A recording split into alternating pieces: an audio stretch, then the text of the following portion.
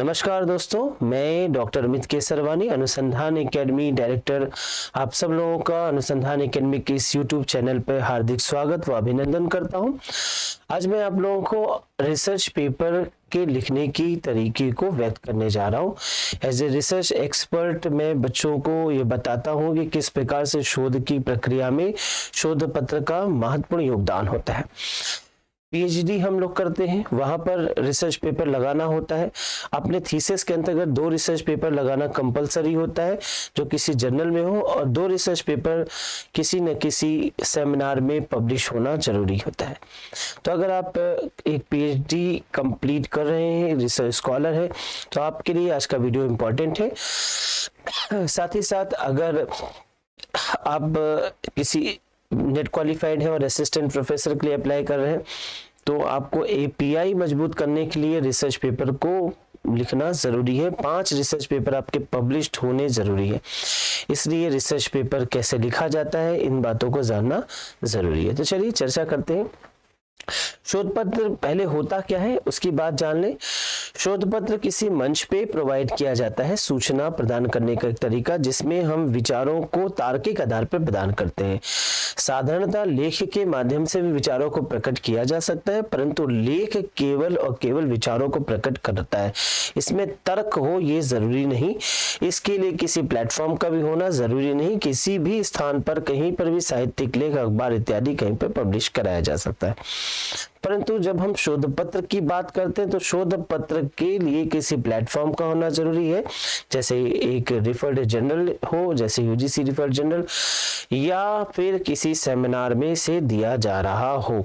शोध पत्र में सबसे महत्वपूर्ण बात है थियोलॉजिकली और इसका लॉजिकली, यानी कि थ्योरी तो हो, विचार तो अभिव्यक्त हो ही, लेकिन तार्किक आधार होना जरूरी है। शोध पत्र पे खैर मैंने इससे पहले कई वीडियोस बनाए हैं, आप हमारे चैनल पे जाकर देख सकते हैं। आगे बात करते हैं कि शोध पत्र लिखा कैसे जाता है। शोध पत्र लिखने के लिए हमें 3 भागों में इसे बांटना होगा। सबसे पहला जो भाग होता है वो होता है इंट्रोडक्टरी भाग। इंट्रोडक्टरी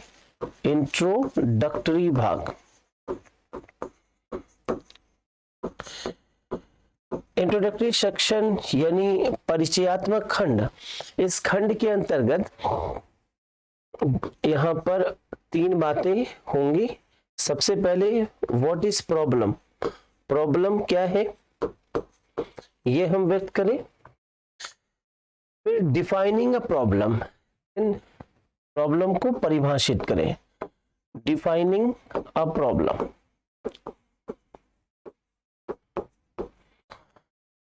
प्रॉब्लम को परिभाषित करें, तो दूसरा स्टेप है प्रॉब्लम को परिभाषित करें। और तीसरा होता है that is review of literature. Review of literature.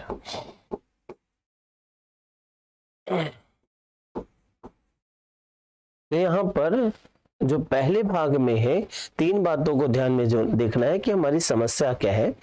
तो सबसे पहले समस्या पर हम विश्लेषण करें, हमने ये समस्या क्यों ली है, समस्या का तात्पर्य क्या है। फिर हम इस समस्या को बेहतर रूप से समझाने के लिए परिभाषित करें यानी कि इसके अर्थ की व्यंजना को प्रकट करें। इसके बाद हम किसी साहित्य के लिटरेचर यानी कि रिव्यू ऑफ लिटरेचर, जो हमने समस्या के संबंध में पुस्तकों से कहीं माध्यम से स्टडी किया है, सेकेंडरी डाटा जनरली हो सकता है जहां से हमने इसको प्रयोग करा और इनके संबंध में क्या जानकारी ग्रहण किया है। जैसा कि एक थीसिस में होता है उसी प्रकार से थीसिस के प्रथम अध्याय में हम साहित्य की अवलोकन को रखते हैं, यहाँ भी हम साहित्य की समीक्षा को रखेंगे। फिर हमारा दूसरा खंड शुरू होता है। दूसरा खंड थोड़ा बड़ा होता है, ये होता है मेथोडोलॉजिकल पर्सपेक्टिव। Methodological perspective.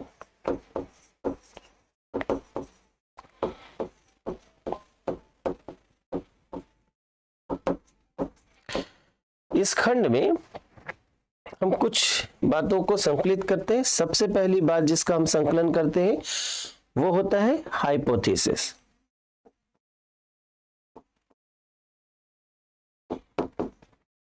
उपकल्पना का वर्णन करते हैं कि हमारा क्या उपकल्पना है, हाइपोथेसिस के विषय में बताते हैं, उपकल्पना को रखते हैं। अब उपकल्पना भी हो सकती है, और अगर हमारा शोध विवरणात्मक शोध पद्धति के अनुसार है तो जनरली वहां पे उपकल्पना नहीं बल्कि शोध प्रश्नों का निर्माण किया जाता है, तो रिसर्च क्वेश्चन भी हो सकते हैं, रिसर्च क्वेश्चंस को रख सकते हैं। रिसर्च क्वेश्चंस हो सकता है। दूसरा जो भाग होता है, यहीं पर हम वेरिएबल्स को पुटअप करते हैं कि हम कैसे वेरिएबल्स ले रहे हैं, वेरिएबल्स इसको कहा जाए।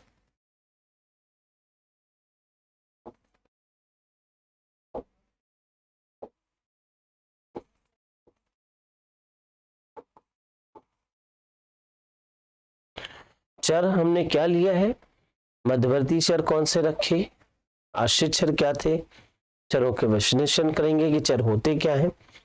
इसके बाद तीसरा चरण आता है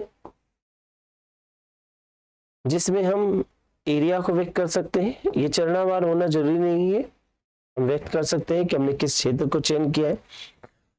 यहाँ पर चौथी बात इसको ध्यान देना होगा कि डेटा का सोर्स क्या रखा है, data source that is primary और सेकेंडरी। प्राइमरी और सेकेंडरी जो भी डेटा सोर्स हम रख रहे हैं उसके विषय में विश्लेषण करेंगे। Hypothesis, variables, area, data source, और पांचवी बात यहां पे रखेंगे टूल्स का। हमने टूल्स कौन से लिए हैं, हमने शेड्यूल बनाया है, क्वेश्चनर बनाया है, ऑब्जर्वेशन किया था, इंटरव्यू लिया था, इंटरव्यू शेड्यूल बनाई थी, इन सब बातों का वर्णन करेंगे।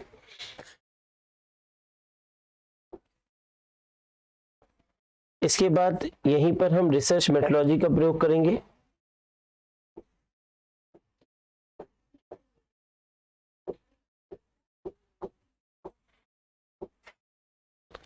कौन सी रिसर्च मेथोडोलॉजी का प्रयोग किया है इसे देखेंगे। रिसर्च मेथोडोलॉजी के अंतर्गत हमें बताएंगे कि हमारा रिसर्च मेथोडोलॉजी है क्या, रिसर्च मेथोडोलॉजी होता क्या है। रिसर्च मेथोडोलॉजी एक लाइन में कहा जाए, मैं आपको थोड़ा सा बता देता हूँ। मेथोडोलॉजी का मतलब होता है कार्य करने का तरीका। मेथोडोलॉजी मैंने एक वीडियो में भी बताया है, मेथोडोलॉजी मेथड यानी कार्य करना, लॉजी यानी इसका तार्किक विश्लेषण। तो कार्य विधि का तार्किक विश्लेषण कैसा हमने किया, कौन सा मेथोडोलॉजी हमने अपनाया। सपोज कीजिए कि हमने डिस्क्रिप्टिव ऑफ रिसर्च मेथोडोलॉजी अपनाया, तो डिस्क्रिप्टिव रिसर्च मेथोडोलॉजी का वर्णन करेंगे। क्यों हमने इसको लिया, क्यों हमने एक्सप्लोरेटिव नहीं लिया, क्यों हमने एक्सपेरिमेंटल नहीं लिया, क्यों हमने एक्शनेबल नहीं लिया, ये वर्णन करेंगे। इसके बाद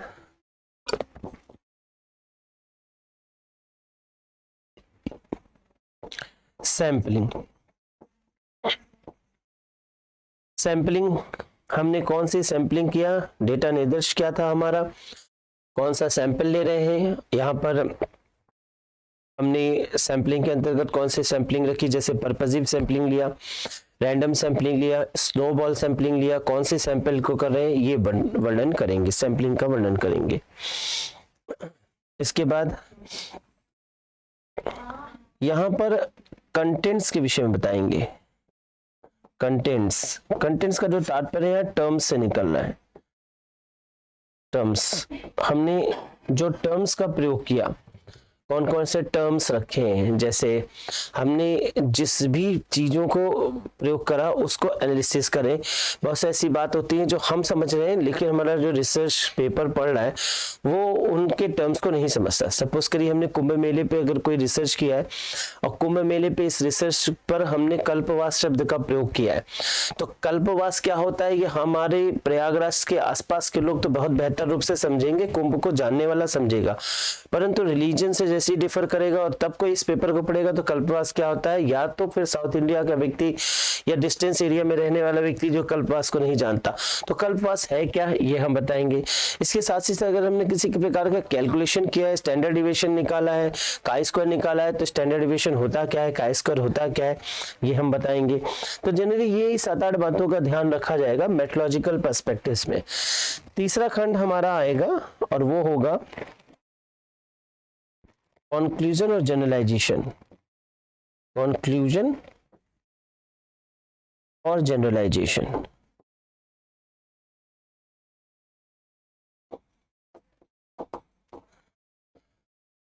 जनरली इस खंड में हम रखते हैं फाइंडिंग्स को।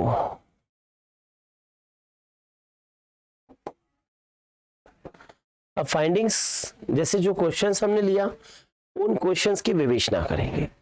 अभी ध्यान रखिएगा, जनरली जब हम थीसिस लिखते हैं तो वहां पर हम 40-50 क्वेश्चन ले लेते हैं, लेकिन रिसर्च पेपर में हम इतने ज्यादा क्वेश्चंस को नहीं रखेंगे, एक लिमिटेड क्वेश्चंस को रखेंगे, 3, 4, 5, क्योंकि इतनी ही बातें को ही हमने कुछ लोगों से पूछा और उनसे हमने सेकेंडरी डाटा के रूप में क्रिएट किया, या इन 3-4 बातों को हमने प्राइमरी डाटा के रूप में 3-4 लोगों से बात करके डेटा कलेक्ट किया, या इन 3-4 क्वेश्चंस को हमने सेकेंडरी डाटा के रूप में डेटा कलेक्ट किया। तो भाई अब ज्यादा अगर कर लेंगे तो फिर थीसिस के रूप में बदलने लगेगा, और फिर थीसिस फिर जाहिर सी बात है उतना लंबा रिसर्च पेपर नहीं होना चाहिए।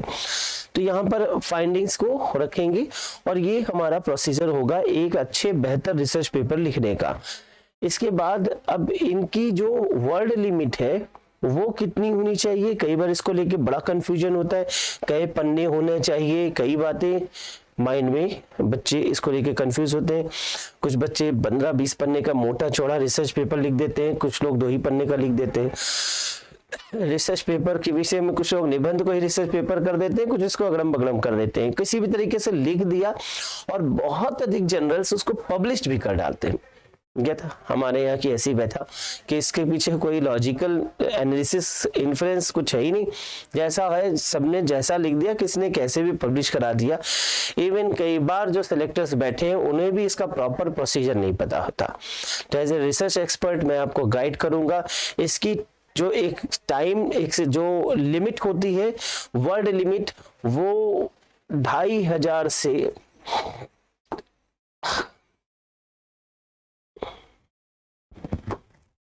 2500 से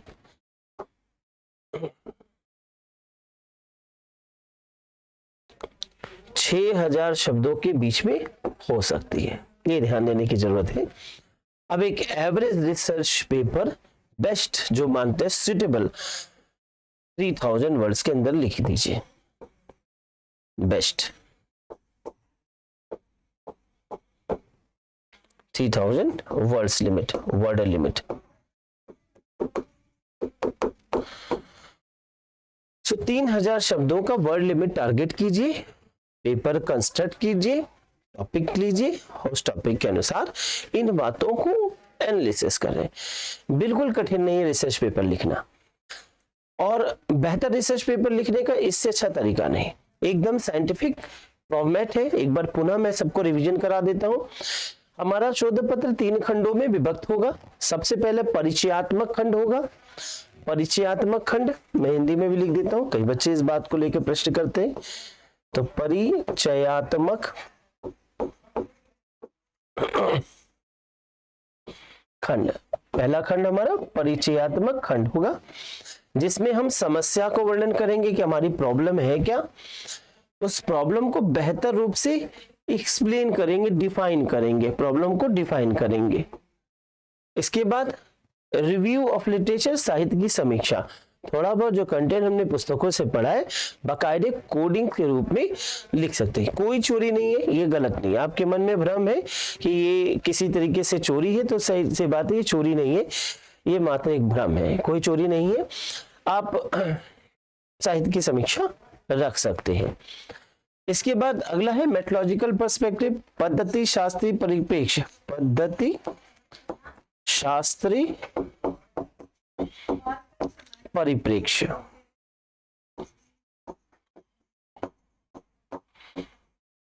पद्धति शास्त्रीय परिप्रेक्ष्य, आपने किस पद्धति का प्रयोग किया है, और ये थोड़ा लंबा खंड होता है, इसमें परेशान होने की जरूरत नहीं है। बहुत साधारण रूप से छोटा छोटा मैटर लिखेंगे। बताया उपकल्पना क्या है, थोड़ा सा उपकल्पना आपको खुद पता होना चाहिए। उपकल्पना का तात्पर्य होता है संभावित उत्तर, जो कि हमने शोध के संबंध में एक आधार के रूप में लिया है। जब अनुमान मजबूत है तो उपकल्पना बनाते हैं, जब अनुमान कमजोर होगा तो हम शोध प्रश्नों का निर्माण करेंगे। विवरणात्मक शोध पद्धति में अक्सर हम शोध प्रश्नों का निर्माण करते हैं क्योंकि ऐसे शोधों के विषय में ज्यादा अधिक जानकारी हमारे पास नहीं होता, डाटा लेने का भी सोर्स कमजोर होता है। तो प्रश्नों के रूप में अपने संभावित होने वाले उत्तर को हम रखते हैं, क्या ऐसा होगा। एक रिसर्च पे एक मैंने वीडियो बनाया है, आगे देख लीजिएगा, that is hypothesis research paper पे डिफरेंस, रिसर्च क्वेश्चन पे डिफरेंस को।